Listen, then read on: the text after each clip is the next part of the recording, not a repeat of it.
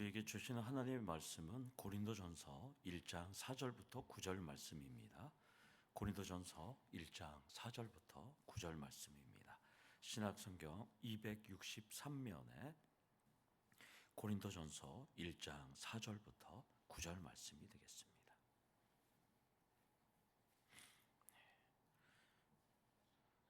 고린도전서 1장 4절부터 9절 말씀입니다. 다 찾으신 줄 알고 4절부터 교도 가지고 9절은 함께 읽도록 하겠습니다. 그리스도 예수 안에서 너희에게 주신 하나님의 은혜로 말미암아 내가 너희를 위하여 항상 하나님께 감사하노니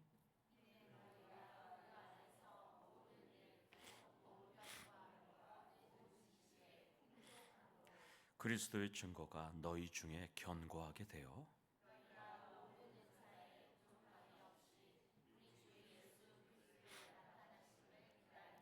주께서 너희를 우리 주 예수 그리스도의 날에 책망할 것이 없는 자로 끝까지 견고하게 하시리라. 너희를 불러 그의 아들 예수 그리스도 우리 주와 더불어 교제하게 하시는 하나님은 미쁘시도다. 아멘. 우리 옆에 계신 분 또 앞에 계신 분과 인사하겠습니다. 사랑합니다. 축복합니다. 인사하겠습니다. 사랑합니다. 축복합니다. 예, 모처럼 수요예배 때 좀 새롭게 나오신 분들이 좀 있습니다. 예. 멀리 이가리에서도 나오셨습니다. 감사합니다. 네. 조인 선생님 알고 있었어요? 엄마 온지? 그렇군. 네. 감사합니다. 한국 경제 중에 특별히 포항 경제가 바닥이지 않습니까? 근데 미국의 이란 공습으로 인해서 유가는 또 올라가잖아요. 서울에 오늘 휘발유 가격이 1,800원으로 올라갔다는 얘기를 또 들었습니다. 더욱더 침울한 상황입니다. 미국도 이스라엘도 이란도 다 예수 믿고 천국 가야 하는데 서로 으르렁거리면서 미사일을 발사하고 폭격하고 엉망진창의 모습을 지금 보이고 있지 않습니까? 본문 고린도 교회도 똑같은 모습이에요. 엉망진창, 지금 미국과 이란과 이스라엘과 같은 그런 중동 지방의 모습 속에서 바울은 지금 글을 쓰고 있습니다. 바울은 2년 동안 열정을 다해서 고린도 교회에 복음을 전했어요. 제자훈련도 하면서 가르쳤던 그 고린도 교회는 자기가 떠난 후에 다양한 문제가 속출했고 바울은 슬픔과 자괴감으로 서신을 지금 쓰고 있습니다. 그렇다면 여러분들이나 제가 바울이었다면 고린도 교회 성도들을 향해서 질책하고 비판을 해야 하는데 본문을 보면 질책은커녕 항상 하나님께 자신은 감사했다고 또 성도들을 아주 잘했다고 지금 칭찬하고 있습니다. 물론 우리들도 마찬가지죠. 어떤 사람에게 타의를 하면 처음에는 칭찬하잖아요. 당연히 기분 좋은 말로 말을 할 수가 있죠. 그리고 마음을 얻은 후에 하고 싶은 말을 전하는 것이 통상적인 글쓰기나 대화 기법일 수 있습니다. 그러나 본문을 보면 도저히 이해하기 힘든 내용들이에요. 왜냐하면 일상적인 사탕 발림식의 이야기가 아니에요. 칭찬도 아니고 인사도 아니고 여기에는 인정과 비전이 그대로 담겨 있어요.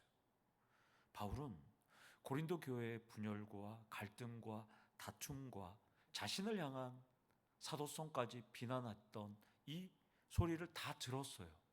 그럼에도 불구하고 그는 슬픔과 애통과 참담한 속에서 이 글을 쓰고 있는 것은 분명합니다.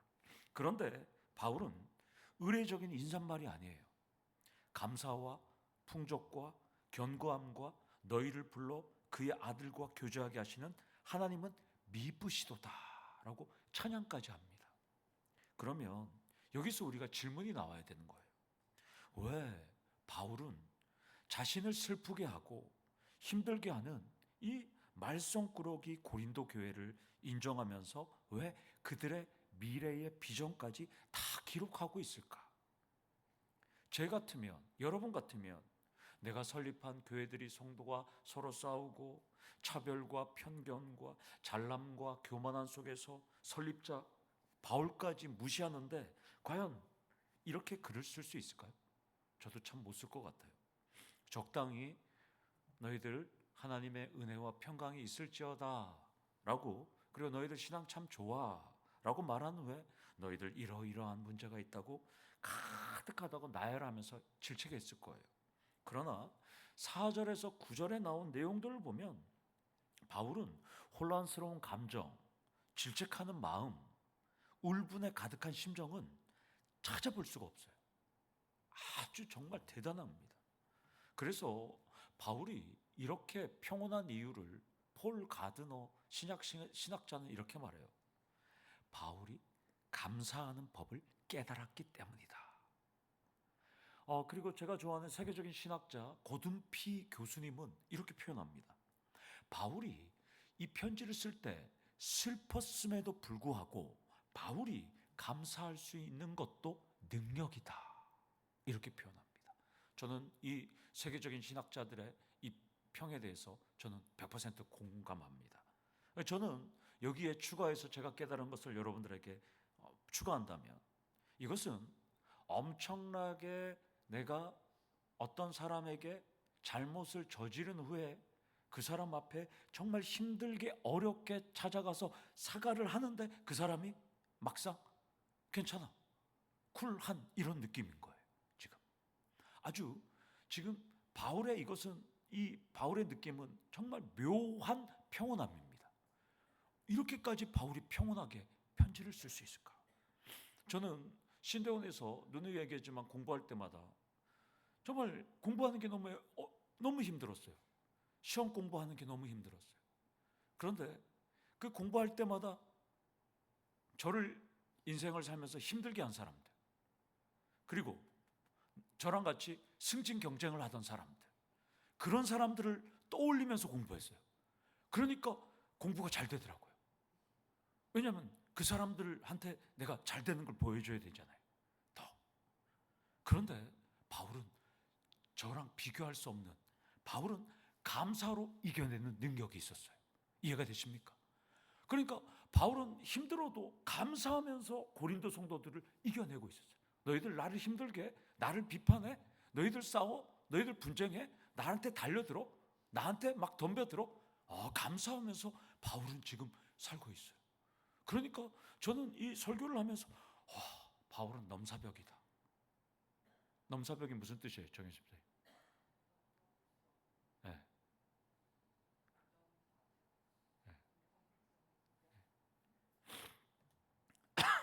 정말 바울은 초월한 사람이에요. 정말.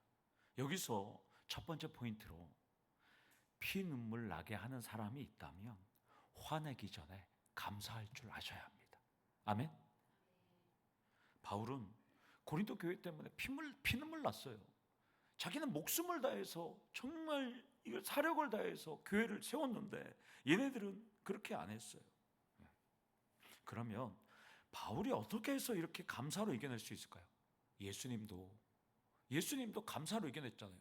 내가 십자가에서 비록 죽지만 내가 죽음으로 인해서 우리가 살잖아요. 그러니까 예수님도 감사로 이겨낼 수 있는 거예요. 그리고 그 길을 쫓아가는 바울도 예수님의 그 감사로 자신도 감사로 이겨낼 수 있는 거예요. 감사로 승화할 수 있는 것이죠. 우리도 마찬가지입니다. 예수의 길을 따라가는 바울, 그리고 예수의 길과 바울의 길을 따라가는 우리도 감사함으로 이겨내셔야 한다는 것입니다. 예수님도 죽음이 있어야 부활과 구원이라는 성취가 있기 때문에 감사하면서 기뻐하면서 십자가의 길을 걸어간 거예요. 이것을 우리도 깨달아야 돼요. 바울도 이것을 깨달았습니다. 따라서 그리스도인이라면 예수님과 같이 고난과 고통과 죽음을 마주하는 급박한 상황이 놓여 있어도 이 상황을 먼저 만드신 하나님 앞에 먼저 감사해야 됩니다. 교통사고 나도 감사, 누가 나한테 달려들어도 감사, 무조건 다 먼저 감사하는 거예요. 깨닫게 해주셔서 감사. 그 다음부터 수습해 나가시면 되는 거죠. 지금 바울도 마찬가지입니다. 무조건 감사하고 지금 나가고 있습니다. 따라서 여러분들도 이 상황을 만드신 하나님 앞에 그 뜻을 찾고 먼저 감사하는 성도님들이 되시기를 축원합니다. 제가 이 설교를 하면서 너무 재미있기 때문에 하면 고린도 교회 성도가 없었으면 고린도 전서가 나왔을까요? 안 나왔죠.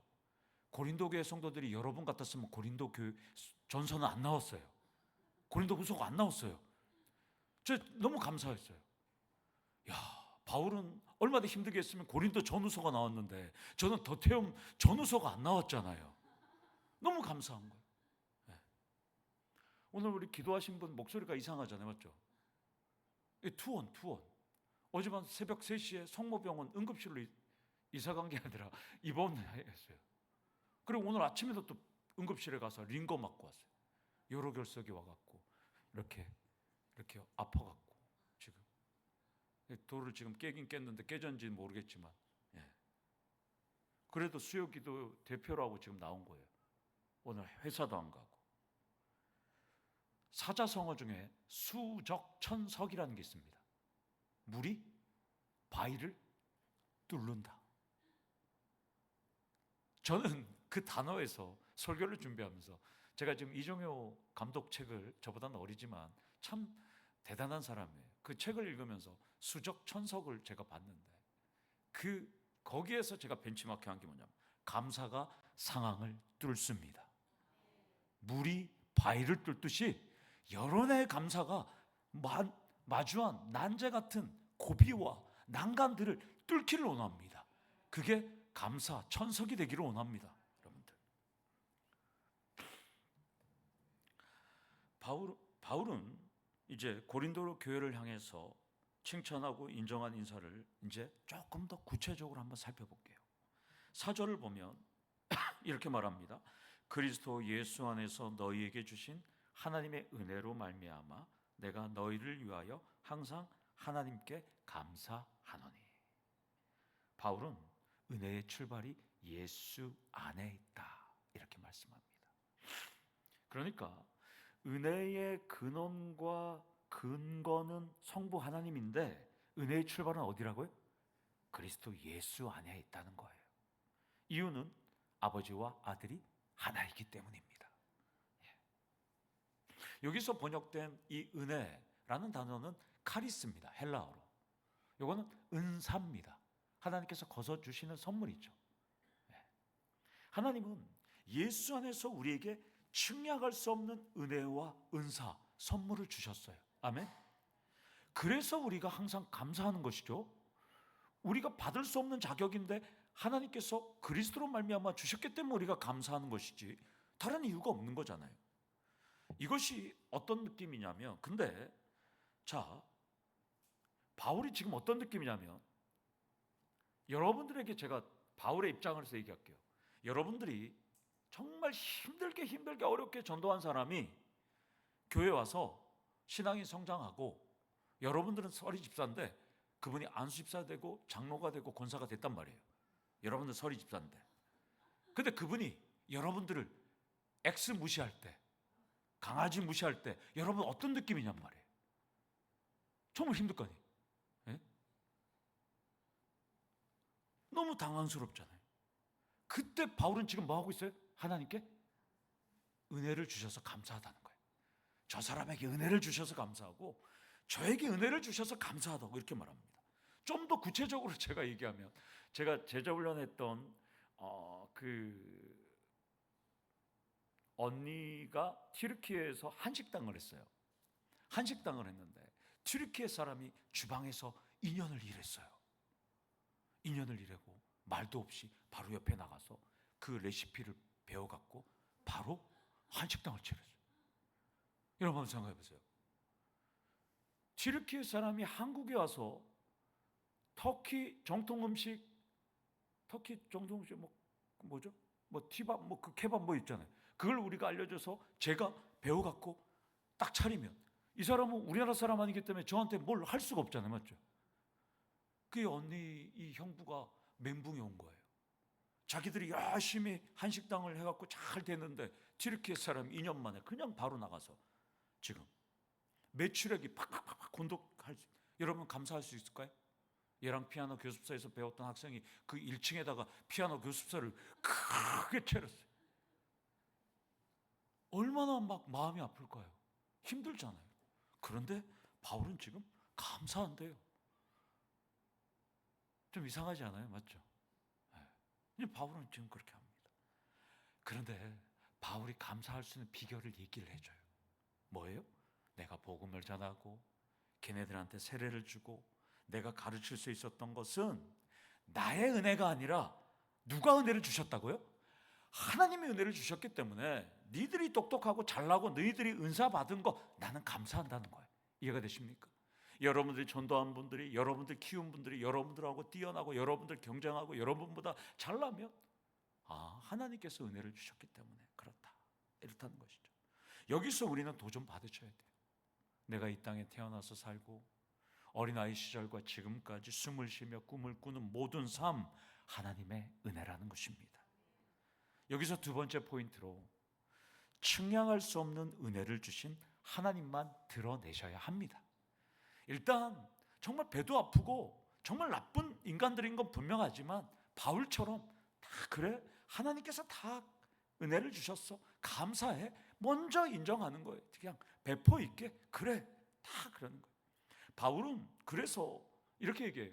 고린도 교회 성도들에게 내가 너희들 복음을 전했잖아, 내가 너희들에게 예수 가르쳐 줬잖아, 내가 너희들에게 2년 동안 훈련시켜 줬잖아. 아니에요. 가르쳤다고 얘기하지 않아요.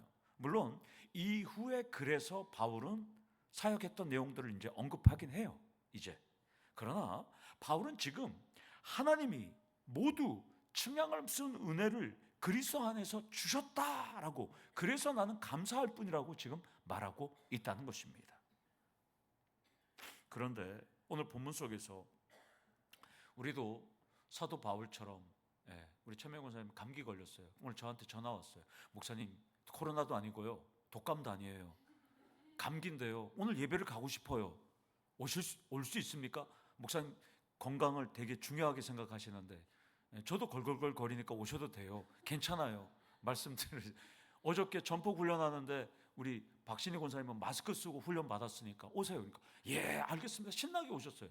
혹시나 감기 소리가 들렸다, 저도 감기 걸리지는 않았는데 감기 소리 들렸다고 해서 여러분 이상하게 생각하지 마시고 다 감사로 받아들이시면 되겠습니다.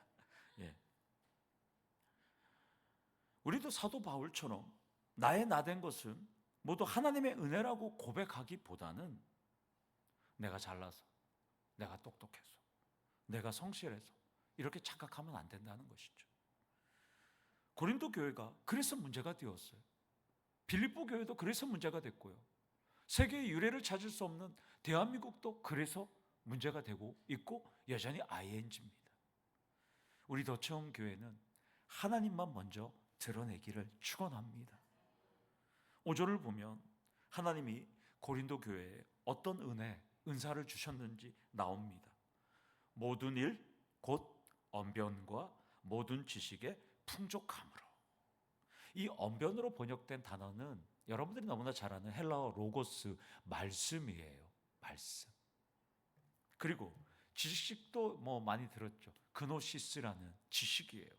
2000년 당시나 지금이나 여러분들 말 잘하는 사람 부럽죠. 언어심리발달센터에서 오늘 오셨는데 그 설득하는 기술, 이거 아무나 할 수 없습니다. 정말 잘해요. 그거 우리 저기 대표님도 오셨지만 대표님도 어디 가서 쫙 말로 쫙 이렇게 설명하고 또 이렇게. 제가 오늘 대표님 찾아가갖고 기계 어떤 게 팔아야 됩니까? 갖고 두 손 올려놓고 기도하고 왔어요. 하나님, 그러니까 오늘 대표님이 저한테, 우리 집사님, 목사님 이것도 나가야 됩니다. 이거 지금 나갈 것 같습니다. 이것도 좀 그럴 것 같습니다. 그래요? 기도하고 있어요. 왜 보셔?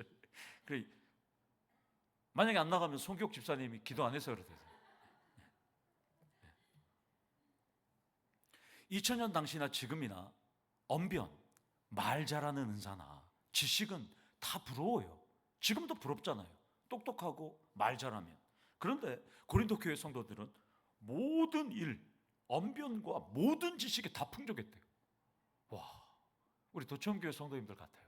지금 완전히. 자, 언변은 말에 대한 은사인데 고린도 교회에 문제가 있었죠. 뭐예요? 지혜, 지식, 또 방언, 통역, 예언, 이 은사가 문제가 됐잖아요.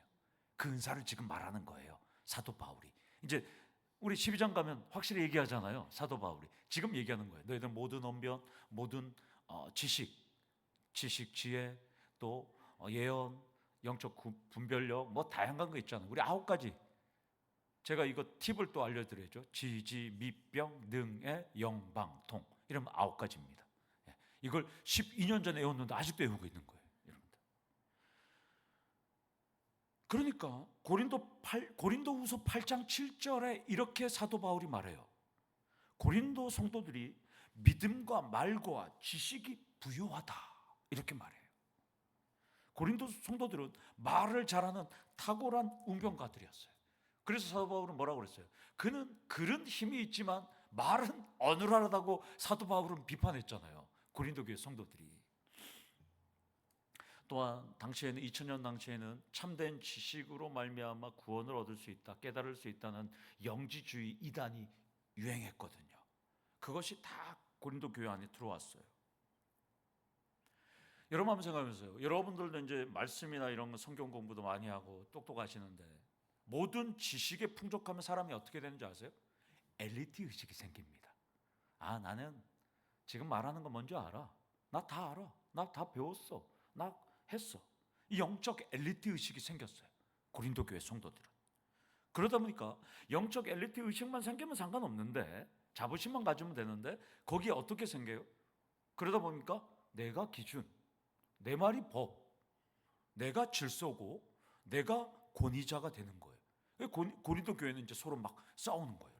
그래서 다음 주 살펴보면 이제 그러다 보니까 파벌이 생기는 거잖아요. 그러면 넌 누구한테 배웠어?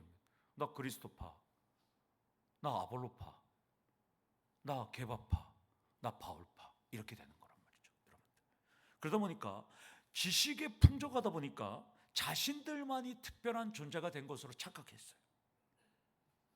그런데 이 언변과 지식은 누가 줬어요? 바울이 줬어요? 하나님이 주셨잖아요, 맞죠? 그게 팩트잖아요. 마치 자신들이 노력해서 얻은 것처럼 자만하고 오만하고 교만하고 또 우쭐대었던 거예요, 우쭐. 그래서 바울은 5절을 통해서 고린도 성도들이 지혜와 지식과 예언과 방언과 통역의 은사는 모두 하나님 안에서 모든 언변과 모든 지식에 풍족한 것이라고 지금 설명하는 거예요. 따라서 여러분들도 나에게 뭔가 요만한 은사가 있고 능력이 있고 내가 뭔가 다른 사람보다 있다 그러면 그것은 내가 잘나서 내가 우쭐대는 것이 아니라 그거는 누가 주신 거예요? 카리스, 하나님께서 일방적으로 주신 거잖아요. 그러니까 감사해야죠, 여러분들. 그래서 바울은 이렇게 말해요. 제가 의역을 이렇게 적었어요. 얘들아, 너희가 자랑하는 지혜와 지식과 예언과 방언과 통역과 신유와 능력과 이 모든 거 하나님이 그리스도 안에서 너희에게 주신 거 알지? 은사의 근원을 지금 상기시키고 있는 겁니다.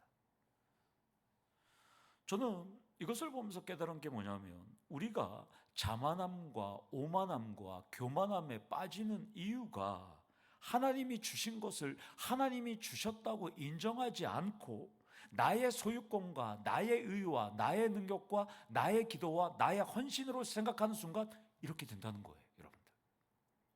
모두 하나님이 주셨다고 생각하면 내가 1개 있던 저 사람이 없던 저 사람이 5개가 있던 10개가 있던 상관이 없는 거잖아요. 하나님 주셨기 때문에, 내 게 아니기 때문에. 모두 하나님이 주셨다고 생각하면 우쭐대거나 잘난 척하거나 튀는 언행을 하지 않습니다. 나의 소유권을 주장하는 순간 어디가 되냐면 더체험 교회가 아니라 고린도 교회가 되는 겁니다. 여기서 3번째 포인트로 내가 나된 것은 하나님 은혜만임을 고백하셔야 한다는 것입니다. 바울은 고린도 전서 15장 11절에 너무나 여러분도 잘 아는 말씀이죠. 앞으로 살펴보겠죠. 내가 나된 것은 모두 하나님의 은혜로 된 것이니 내게 주신 그 은혜가 헛되지 아니하여 내가 모든 사도보다 더 많이 수고하였으나, 자기에게 은사를 많이 준 것 때문에 자기는 다른 사도보다 더 수고를 많이 했다는 거예요. 잘난 척한 게 아니라 자랑하지 않고. 그리고 그렇게 한 것은 내가 한 것이 아니요 오직 나와 함께 하신 하나님의 은혜로다, 이렇게 고백하는 거예요. 이 고백이 우리 고백이 돼야 되는 거죠, 여러분들. 여러분에게도 다양한 영적인 은사가 있을 거예요. 여러분에게도 어떤 분들은 기도도 잘하고 또 어떤 분들은 정말 알 수 없는 말로 하시는 분들도 있고, 저는 그걸 싫어하니까. 근데 여러분들 다 성령의 은사들을 다 주셨을 거예요, 여러분들에게. 각자에게. 어떤 분들은 기도하면 감기 걸린 사람도 나을 수도 있고, 어떤 분들은 아픈 사람들이나 뭐 이런 사람들을 위해서 기도하면 또 그 사람들이 회복하는 것도 보는 분들도 있고, 어떤 분들은 영적인 능력도 있는 분들 다 있을 거예요. 그런 영적인 부여함이 여러분들이 다 있을 거예요. 어떤 분들은 또 대접하는 은사, 가르치는 은사, 섬기는 은사, 각종 각양각색의 은사가 여러분들이 다 있고, 어떤 분들은 찬양팀으로 찬양대로 또 헌신하면서 섬기며 방송실에서 또 악기로 또 봉사하는 수많은 분들이 있을 거예요. 그 모든 은사의 근원은 하나님이심을 감사하셔야 됩니다. 그리고 그것의 출발점은 예수 그리스도이기 때문에 주님께 또 감사하셔야 한다는 것입니다. 그리고 우리 안에 내주하시는 성령 하나님이 우리 안에서 끊임없이 우리의 은사를 계속해서 발휘할 수 있도록 능력을 주신다는 것에 우리는 감사해야 돼요. 그러면 은사가 있을 때마다 하나님께 감사해야죠, 예수님께 감사해야죠, 성령님께 감사해야죠. 이러다 보면 내 것을 주장할 시간이 없는 거예요, 여러분들. 그때 우쭐댐을 잠시 가라앉힐 수 있다는 거예요. 그러나 우리는 범죄한 죄인이라서 언제든지 뛰쳐나올 수가 있어요. 조심하셔야 되는 것이고요. 6절은 고린도 성도들에게 은사를 풍족하게 부어주신 이유가 나와요. 이유가 뭐예요? 그리스도를 증거하는 복음 전파를 견고하게 하기 위해서 은사를 주셨다는 거예요. 아멘? 이것은 제가 사도행전 2주 전이죠. 리뷰 때 제가 말씀드렸지만 방언이든 통역이든 예언이든 각종 은사든 지식이든 지혜든 믿음이든 능력 행함이든 예언함이든 뭐 영적 구별력이든 모두 무엇을 하기 위해서 주셨다는 거예요? 복음 전파를 위해서 주셨다는 거예요. 그런데 복음 전파를 위해서 은사를 줬는데 복음 전파와 무관한 삶을 살거나, 제가 늘 얘기하지만 2-3시간 동안 황홀경에 빠져서 알 수 없는 말로 기도를 한다. 근데 그게 복음 전파와 무관하다. 그러면 자기들을 한번 점검하셔야 돼요. 여러분들, 제가 분명히 말씀드립니다. 내가 지금 기도하는 것이, 알 수 없는 말로 기도하는 것이 과연 내가 복음 전파를 위함인지, 내가 그냥 막 떠들이고 그냥 에너지만 소비하고 있는 것인지 정확하게 아셔야 돼요, 여러분들.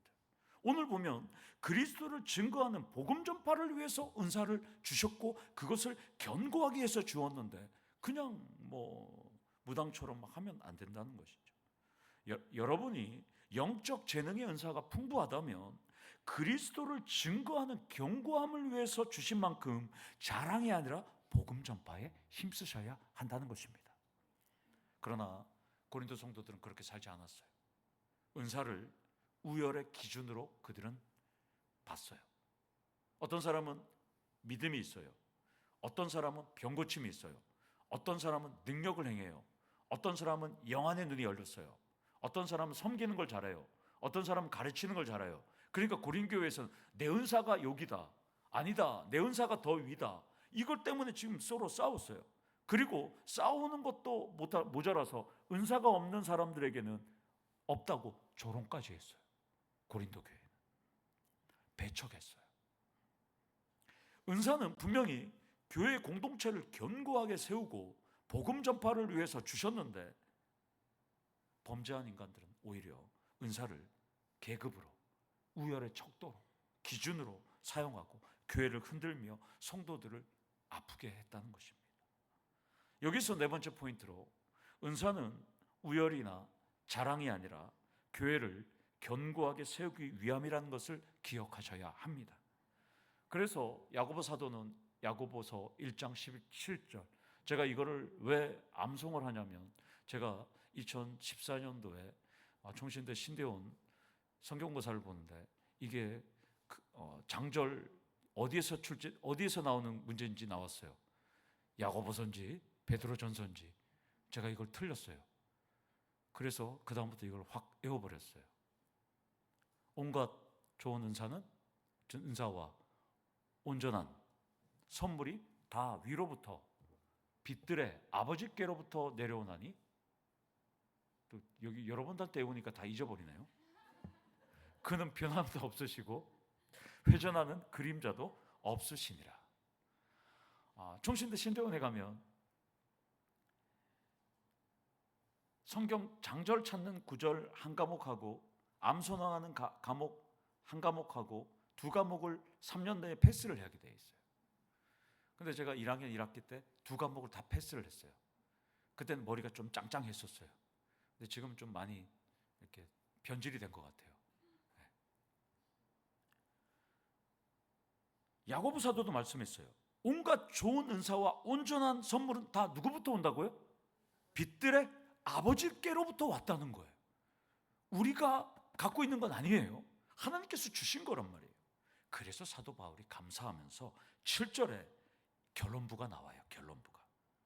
바울은 은사가 부족한 사람이 아무도 없는 이유는 그리스도의 오심을 기다려야 하기 때문이라고 말씀합니다.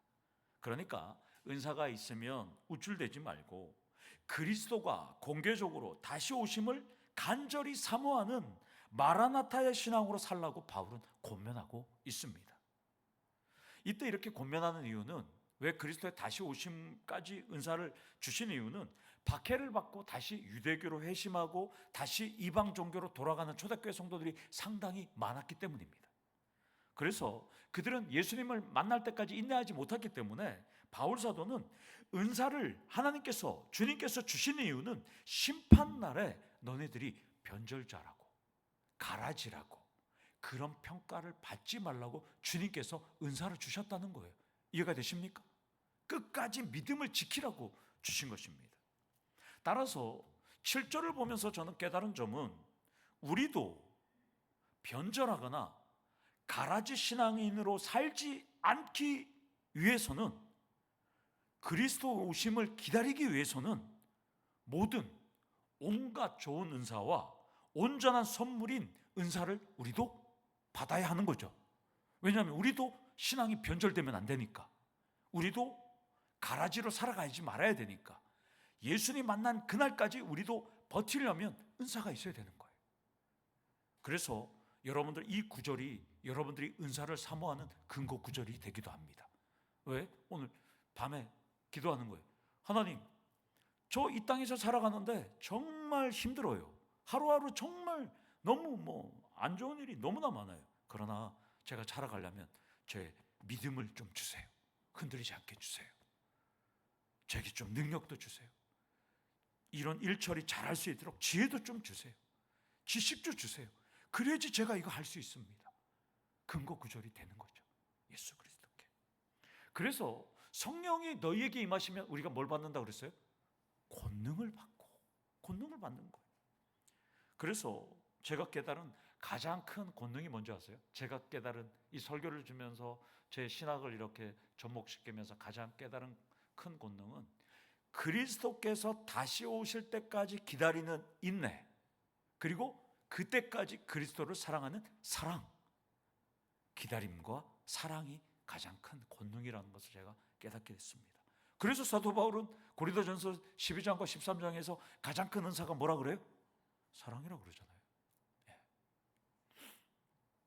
따라서 여기 계신 분 중에 나는 방언도 못해, 나는 통역도 못해, 나는 예언도 못해, 지혜도 부족해, 지식도 부족해, 능력도 없어, 믿음도 없어, 속상하다면 여러분들의 안에 그리스도의 오심을 기다리는 인내와 그리스도를 향한 사랑이 있다면 그것이 여러분들이 성령께서 주시는 최고의 은사이고 권능입니다. 아멘?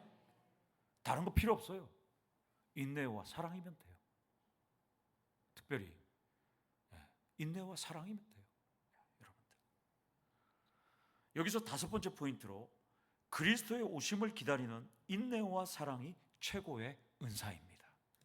그래서 바울은 고린도 13장에서 제1은 사랑이라 라고 말하는 것입니다.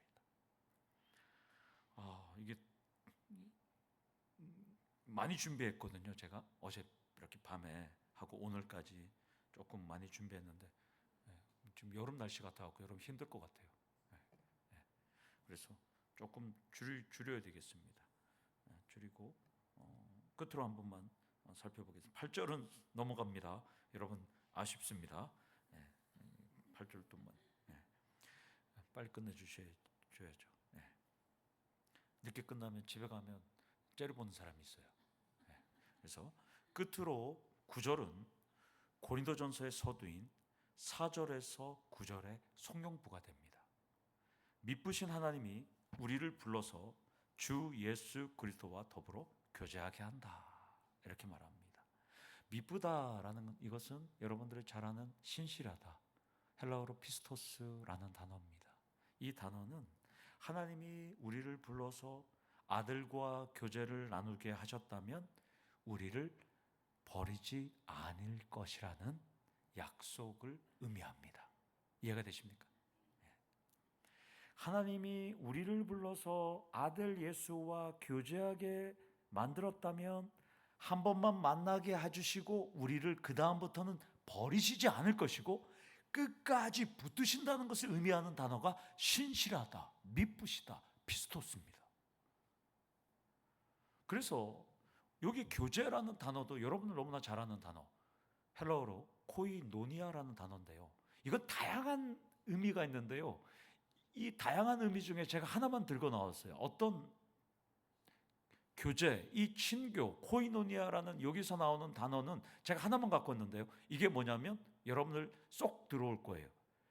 주주의 지분을 주신다는 뜻이에요. 그러면 하나님은 우리에게 아들 예수가 100% 갖고 있는 하늘나라의 천국의 100%의 지분을 그대로 다 여러분들에게 다 나눠줬어요. 이해가 되십니까? 이게 아들과 우리가 교제한다는 개념입니다. 그러니까 여러분들은 천국의 상속자예요? 아니에요. 상속자예요. 여러분 다 우리는 천국의 지분을 갖고 있는 거예요. 여러분들. 그럴 정도로 하나님께서 우리를 사랑하신다는 거예요. 놀라운 단어죠, 여러분들. 하나님께서 우리를 부르신 것도 감사한데 독생자의 지분을 우리에게 다 주셨어요. 그리고 아버지께 우리 것이 되고 있어요. 말도 안 되는 긍휼과 사랑을 다 베풀어 주셨다는 것입니다. 세상 사람들은 이의 등실에 따라서, 상황의 유불리에 따라서, 세력의 결집에 따라서 헤어졌다가 모였다가 흩어졌다가 다시 붙었다를 반복해요. 세상 사람들은. 그러나 우리 창조주 하나님은 한번 아들 예수 그리스도로 말미암아 선택하셨으면, 우리를 부르셨으면 끝까지 버리지 않고 구원의 약속도 파기하지 않는 분임을 지금 약속하고 있다는 것입니다. 여기서 마지막 6번째가 되겠죠. 이게 지금 저는 7번째 하나를 지금 넘겨왔어요. 우리를 부르신, 나중에 고린도전서 리뷰할 때 이거 꼭 할 테니까 여러분 잊지 말고 정혜수 선생님 잘 체크했다가 나중에 얘기해달라고 그러세요. 6번째, 우리를 부르신 하나님은 신실하신 분이심을 믿고 바라보셔야 한다는 것입니다. 이것을 잘 알면서도 사실 제가 설교하면서 당장 눈에 보이지 않으니까 확신이 안 들잖아요, 여러분들.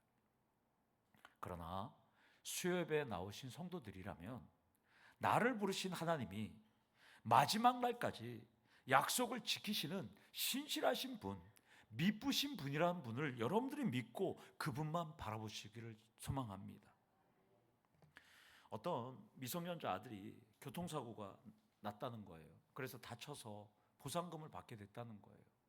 병원에 있는데 부모님이 이렇게 얘기하면서 애가 다쳤으니까 합의하잖아요. 보상금이 나온다고 그러니까 아들이 이러는 거예요, 부모님한테. 엄마, 나 병원비로 쓰고 뭐 맛있는 거 다 사줬는데 보상금 나오면 엄마 다 가져, 이렇게 얘기를 했다는 거예요. 자기가 다쳤는데. 근데 이제 퇴원 날이 가까워서 보상금이 나오는데 보상금이 수백만 원이 나오는가 봐요. 그러니까 이 아들이 이 얘기 듣고 갑자기 생각이 달라지는 거예요. 엄마, 10%만 주면 안 돼? 그러니까 엄마가 그래? 그래, 너가 다쳐서 병원에 입원했고 보상금 나왔는데 그래, 엄마가 10% 줄게. 그러니까 아들이 또 갑자기 엄마, 나중에 또 그 돈 중에서 나 좀 달라 그럴 때 주면 안 돼? 그러니까 부모님이 그래, 네가 다쳐서 나온 보상금인데 너가 나중에 또 필요하면 줄게. 이게 부모의 마음이잖아요. 세상의 부모의 마음도 그거잖아요, 여러분들. 그런데 우리를 부르신 하나님은 세상의 부모와 비교할 수 없는 놀라우신 분입니다. 독생자의 아들의 지분 100%를 우리에게 다 똑같이 나누어 주셨습니다. 우리가 뭐라고? 우리가 뭐 대단한 존재라고, 벌레만도 못하고 쓰레기보다 못하고 찌꺼기보다도 못한 존재들인데 우리가 뭐라고? 하나님 우리에게 다 주셨다는 것입니다. 믿음이란 하나님의 생생한 은혜와 사랑에 대한 살아있는 대담한 확신, 신뢰가 믿음입니다. 교만이나 자만이나 불신이나 의심이 아니라 나를 부르신 신실한 하나님을 믿고 전하는데 내 생명을 걸고 살아갈 때 바울과 같이 여러분들도 큰 은혜와 축복이 일어나기를 간절히 축원합니다. 아멘. 우리 다 같이 기도하시겠습니다. 신실하신 아버지 하나님, 하나님만을 바라보며 이 자리에 왔습니다. 책망받고 넘어지고 또한 나의 은사만 자랑하고 은사 없는 사람들을 손가락질하고 그렇게 살아왔던 우리들이라면 이제는 예수 안에서 하나 되고 서로가 서로를 위해서 부르심에 합당한 삶을 살아가는 우리 성도님들 될 수 있도록 하나님 역사하여 주시옵소서. 나 같은 게 뭐라고 부르셨는데 아버지 하나님 그 부르심에 합당하지 않게 살았던 지난날의 모든 삶을 용서하여 주시고 우리 성도님들 하나 되는 귀한 더 처음의 역사가 일어나는 귀한 교회가 될 수 있도록 하나님 인도 보호 섭리 역사하여 주시고 임재하여 주시옵소서. 예수님의 이름으로 기도드려옵나이다. 아멘.